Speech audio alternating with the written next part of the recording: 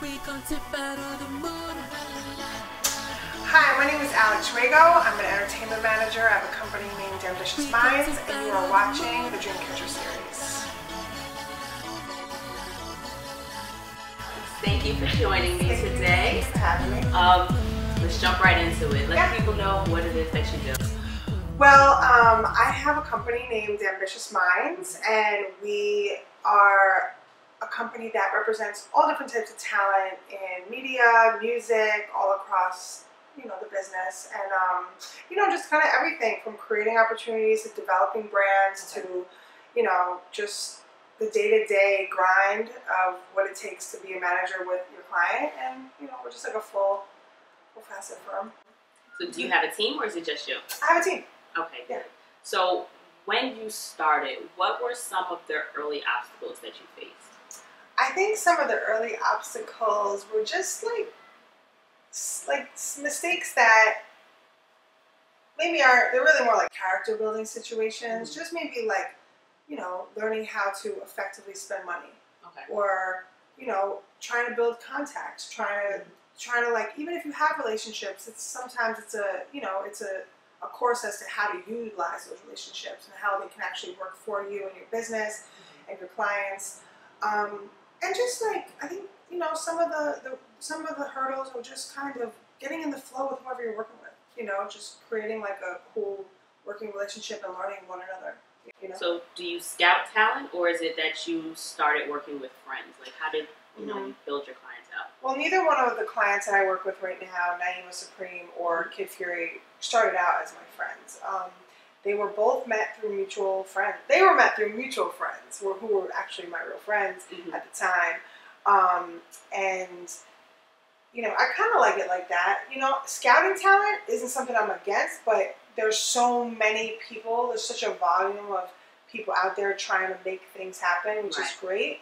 But it's hard to sometimes pick through that. So if something comes across your way through like a source that you trust, sometimes I think it could feel a little more genuine. For someone looking for a manager, what do they need to assess in their career or in their position with what they're trying to do before they venture out to find management? I think that, though, that like fine management thing is something that people, are always like on the hunt for as a talent, if they're trying to get out there. And I think sometimes that is in itself is a mistake. I feel like, I know this sounds cosmic and maybe like, religious, maybe, I don't know. But like, I feel like what will find you, finds you. Okay. Build a team of people you trust, not just because they're your friends, but because they believe in you and they work hard with you. Okay. And you guys can learn together. If along the way you meet somebody that has more experience than you and can bridge the gap of the opportunity that you're missing, then I feel like that's a good place to go. But don't worry so much on meeting someone else to make your dream happen. Try to do as much as you can self-sufficiently, and it'll make anybody else that wants to be involved more respectful of your craft because they saw how much you did yourself. So how does it generally work? Someone looks for a manager, or a manager approaches a talent? I think it's a little bit of both. I think sometimes manager relationships come through mutual friends, maybe lawyers, that they have mutual attorneys, or it could be I've seen a lot of peers of mine find people online. I'm just trying to think in terms of, for someone that's listening, how would they know that it's time for you to get a manager? I think you always want to eventually get to a point where you want the bigger and better for yourself. No man is an island. Eventually you want those big. If you're a brand, you want those big box stores. If you're a singer, you want to be performing at the Super Bowl one day. So you can't. There's no way in life to do it alone forever. Right.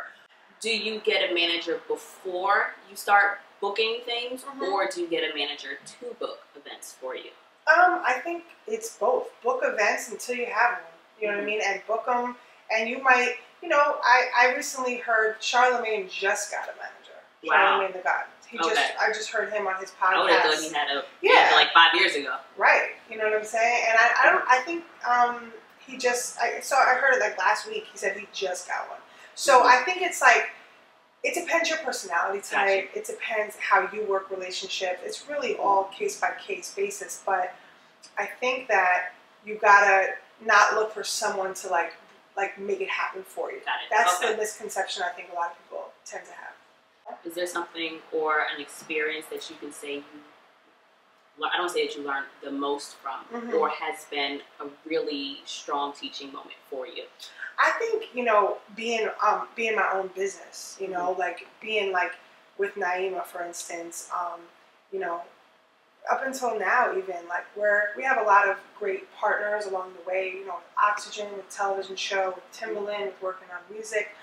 But really, the day in and day out grind is her and I, you know. Right. So it's been a real like life lesson to work that closely with someone that, you know, we weren't friends when we started. Like, we were a business relationship, and we've obviously created a relationship, you know, as with one another now. But just along the way of just kind of like realizing like how much stamina you need to survive, and it takes a lot. You know, it takes a lot of patience. Patience is something that I think I've learned along the way, because I didn't have a lot. I still don't even have that much, but I have a lot more than I did. Because you have no choice. Right. Like, the business grants you no choice but to be patient and just, you know, allow your time to be what it is.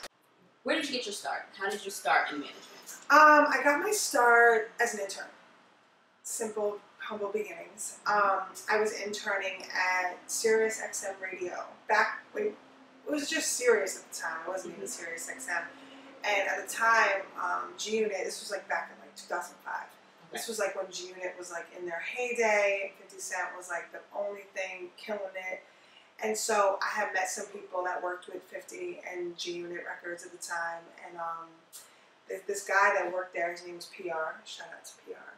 He was like, oh, I need an assistant. And I was like in college, ready to get out of there. And I was like, I want to be your assistant. So he's like, oh, okay, come for an interview. And then he ended up hiring me like on the spot. And I worked there for a while. And that's really where I got my start. And it was a really, really valuable lesson, because really when I went on to have other jobs, people were able to look at like, oh, you could survive at G-Unit? Oh, they're like, all right, we can hire you. Like, if you can work with these guys, like, you can work with anybody. And to this day, I'm still really, really cool with them. And like, every time I see Fifth, he shows a lot of love. So it was like the best experience.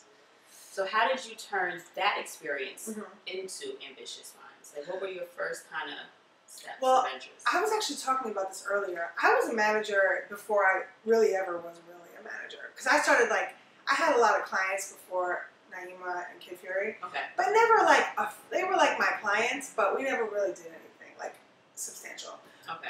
But you know, I invested a lot in my career. I had clients, like, you know, I invested in them, you know, and a couple, you know, I've had people do me wrong along the way, you know, just misuse me and just take advantage of my money and stuff like that. I didn't really have any money at that, but anything I had, I wanted to make it work, you know. But you know, so before I had Ambitious Minds, I already was kind of just doing whatever I liked and had fun doing, and it was a great experience, and it was like my own investment into myself.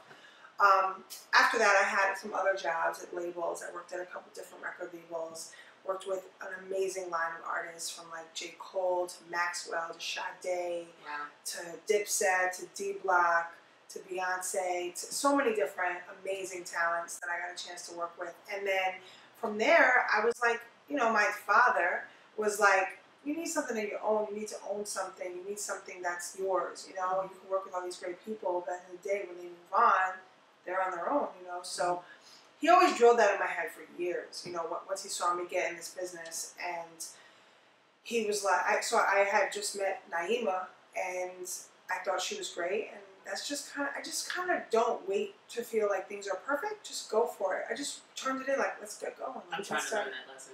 Yeah, it's hard. Yeah. People like, you know, you wait for the right time, you wait for the certain amount of money in your bank account.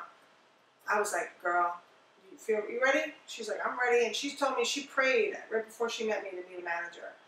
And she prayed like to God she would meet somebody. And here it is. You've been ordained. And then here I come. I was like, you know. And then Kid Fury I met a few months after that. So it was like just kind of, and even when I started working with him, he was still living in Miami at the time, just, you know, really big on YouTube and his blog.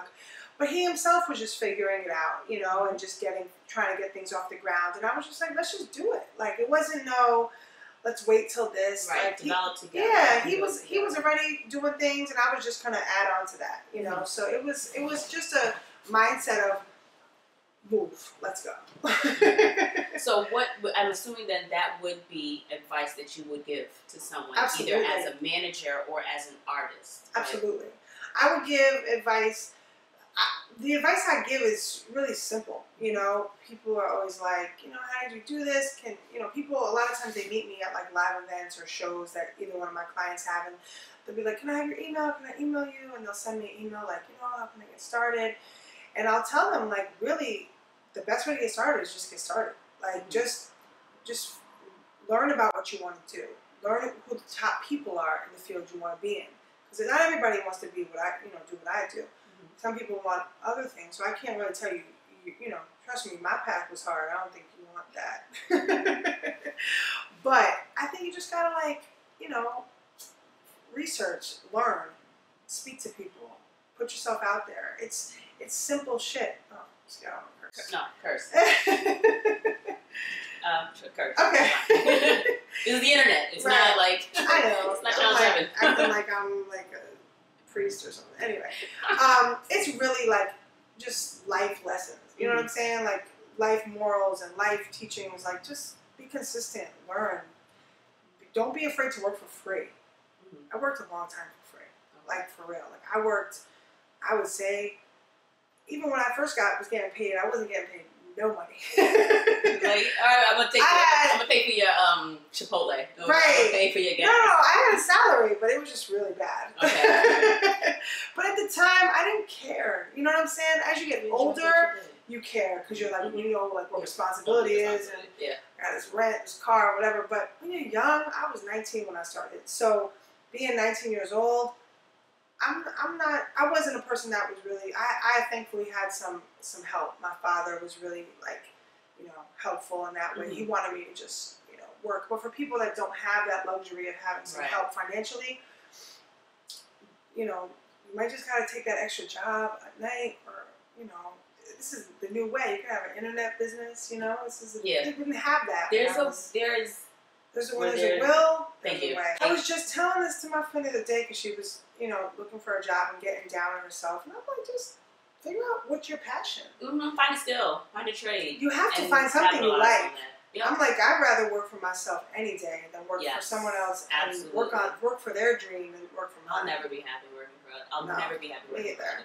I wouldn't say I would never do it again, because I always say if there was somebody really immense that offered me something that could change my life in a matter of a couple of years, I would do it, but it would be hard for me to do it because I love being my own boss. It's like schedule, you know.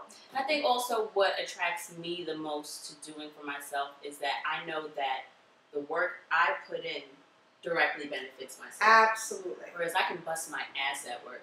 I don't care how hard it works. It does not reflect. I don't work on commission. Right. I make a salary. Right. Overtime, I don't get paid for this overtime. I'm here just because I do good work. Right. Other than that, the company is going to do well. Right. My center is going to do well. My boss is going to look great. Granted, I have a great boss, so she'll give me credit. She'll say, no, Dana did that. Right. Dee did that. Other than that, it's not doing anything for me. That's not adding to my vacation fund. Right. That's not adding to... And it's not your passion. That's what it really comes down to. I don't, you know, all money's not good money. And listen, we need money to pay our bills, of course. But it's like, I don't want to work to pay my bills. I want to work to live. You know what I mean? I always said since I was a kid, like my job, my career will bring me around the world. And, you know, I feel like that's happening now, you know. So I've been a few places, quite a few places. And it's amazing when I think back, even just to this year where I've been. And a few years ago, I mean, like, there was days where I wasn't even sure, like, what I was going to eat. Like, I was like, shit, I have no money. But I never looked at money like, you know, I didn't ever look at money like my existence, you know? Money comes, money goes. Right. Obviously, the goal is to have as much as possible, but, I mean, I just never let it be the reason that, like, my mood changer, or, like, you know, if I have it, I'm happier, but I'm not unhappy if I don't. You know what I'm saying? So, Okay, so where do you see Ambitious Minds going?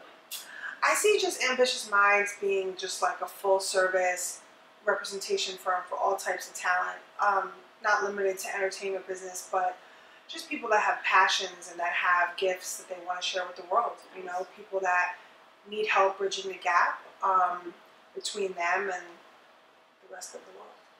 Is there anything that you can say that you know now that you wish you knew in the past?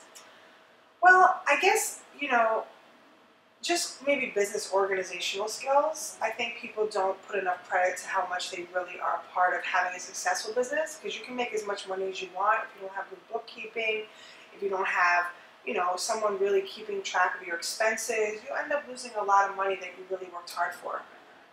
So I think that people need to, the glitz and the glam of the business is really fun and cool, but there's a lot of just basic business practices that you need to apply in your day-to-day business routine that you don't want to overlook, even when you're not making money, because you can still file a loss, get some money back. You're a small business. There's so many benefits for being a small business. They want, especially women in small business, there's a lot of tax breaks, grants, all types of stuff that you can go after to really help you get to the next level, and so you're not just wasting your own money. You know what I mean? Right. So.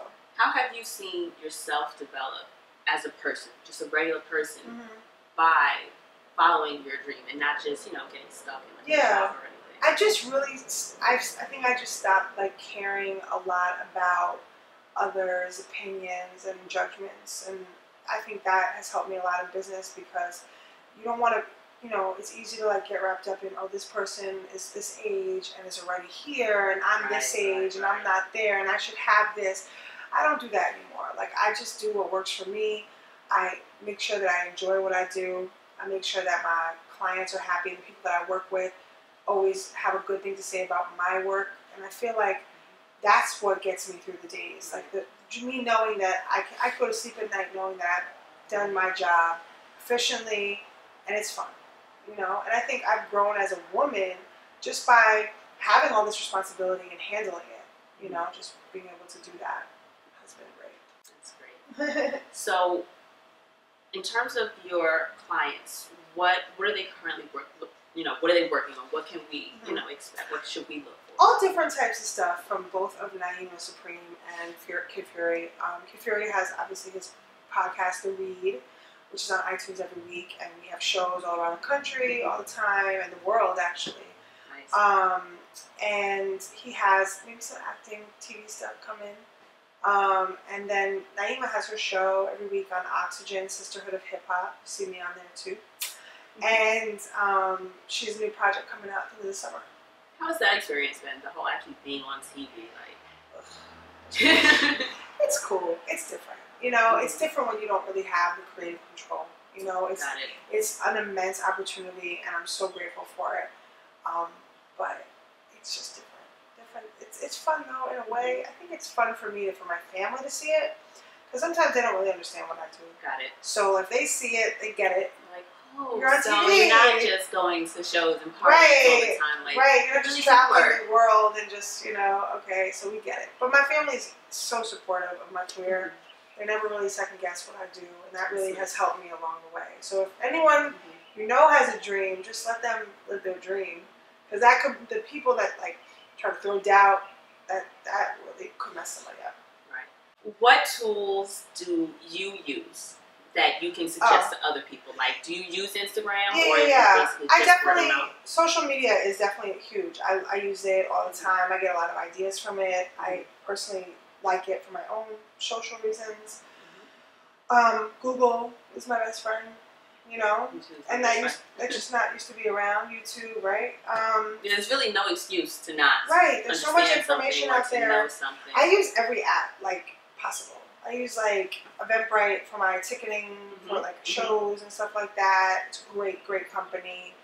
Obviously Uber to send people car services. I mean, just I feel like there's so many resources to make your life economically savvy, business savvy, you know, organizationally savvy. I could sign documents on my phone, send them in, like all types of stuff. I use all the things out there. I think that they just help my business and myself be more organized and, you know, more fishing. So I use everything possible. So, where can we find you? Where can we scour the internet to find Alex? Well, you can Ambitious just Minds. at Alex Rago, ALEXRAGO. I'm on Instagram. I guess you can look me up on Facebook, although I don't really use that too much. That's like my family stalker thing. Right. Twitter. I don't really tweet much, but my Instagrams go there. And I'm on Snapchat. So, Alex_Rago on Snapchat.